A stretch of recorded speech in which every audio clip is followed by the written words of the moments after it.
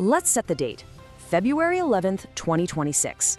While the world attention was probably fixed on a dozen other things, something absolutely fundamental was shifting, right on India's volatile western border.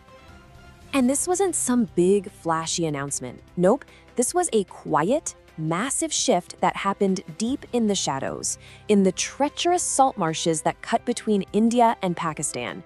And believe me, this single move is set to completely rewrite the rules of the game for the entire region. So what are we digging into today? Well, we're looking at two huge government moves that, honestly, couldn't seem more different. But stick with me, because as you're about to see, they're really just two sides of the exact same coin. And together, they reveal a brand new vision for India's military. A vision built on, get this, both overwhelming high-tech power and basic human justice. All right, first up, let's head to Sir Creek. Now picture this, 96 kilometers of, well, chaos. It's a marshy, tidal no man's land. One minute, it's a sea, the next, it's a giant muddy trap. For decades, trying to defend this place has been an absolute nightmare. You've got the Army, the Navy, the Air Force, and the Border Security Force all kind of doing their own thing, stuck in their own little information bubbles.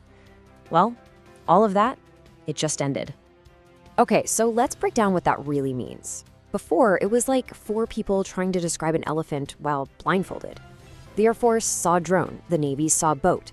But were they talking to each other in real time? Not really. It was a mess.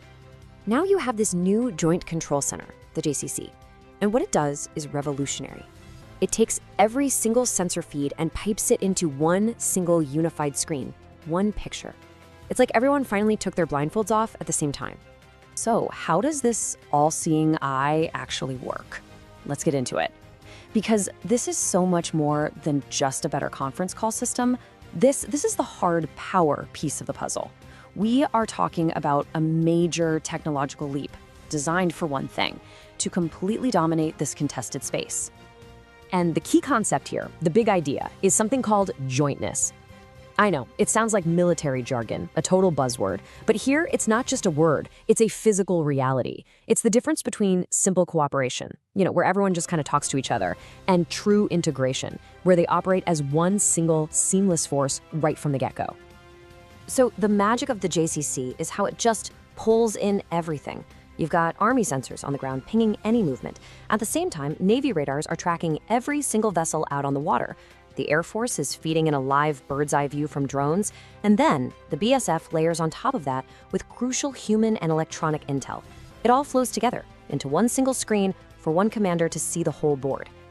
And when you have that kind of total awareness, it gives birth to a whole new strategy. They're calling it the Sir Creek Doctrine. The goal isn't just to sit back and defend anymore. Oh no, it's about a lightning-fast, multi-domain response. So if a threat pops up, the commander can, in seconds, decide, do we send a Navy boat, an Army team, or just call in an airstrike? No more wasting precious time cutting through red tape. And hey, how do we know this isn't just some cool tech on paper? Because they've already put it to the test, a big one. During a massive exercise called Tatra Raksha, with the Defense Secretary watching, by the way, they ran the whole playbook. We're talking complex amphibious landings, precision airstrikes, all of it coordinated in real time from this new hub. This wasn't a video game. It was a live fire, this is how we do it now demonstration. And that is what makes this statement from the defense minister so incredibly powerful. When he says any misadventure will be met with a history-changing response, that's not just tough talk anymore. With the JCC online, it's a very real, very credible operational threat. It's basically a public announcement that the era of ambiguity in the creeks, yeah, it's over. But hold on, this amazing technology, this powerful new doctrine, it's all just metal and code, right? None of it works without the men and women in uniform. And for military to be truly integrated, truly effective, every single person has to feel valued. And that brings us to the second part of our story, a transformation that's maybe even more profound, one that forces us to ask a tough question. Was India really honoring all of its people in uniform? Okay, so now let's leave the salt marshes and head to the halls of power in New Delhi. Because while the JCC was being built, another, quieter change was taking place. An amendment to an old rule that finally corrected a historic injustice and delivered on a long overdue promise of respect for the healers of the armed forces, the military nursing service. 60 years. Just let that sink in for a second. For 6 long decades, commissioned officers in the military nursing service, people who serve in the absolute harshest conditions, right alongside every soldier, were stuck in a kind of legal limbo. After a lifetime of service, when they retired, they weren't officially granted the status of ex-servicemen. Can you imagine? And look, this wasn't just about a fancy title. This had real, tangible, life-altering consequences. It meant no job reservations in government roles. It meant missing out on age concessions that could help them find work after service. It meant having limited access to critical welfare programs. This new amendment, it wipes all of that away. It finally gives them the full rights and benefits they earned and deserved all along. But really, this goes so much deeper than just benefits. The core principle here is something called statutory parity. And what that means is the government is now saying, officially, in the eyes of the law, that the nurse who saves a life under fire is absolutely equal to the soldier who holds the line. It's about a fundamental level of respect. It's about dignity. Okay, so we've got this super high-tech command center out west, right? And then we have this major personnel reform happening in the capital. So what's the connection? How do these two totally different stories fit together?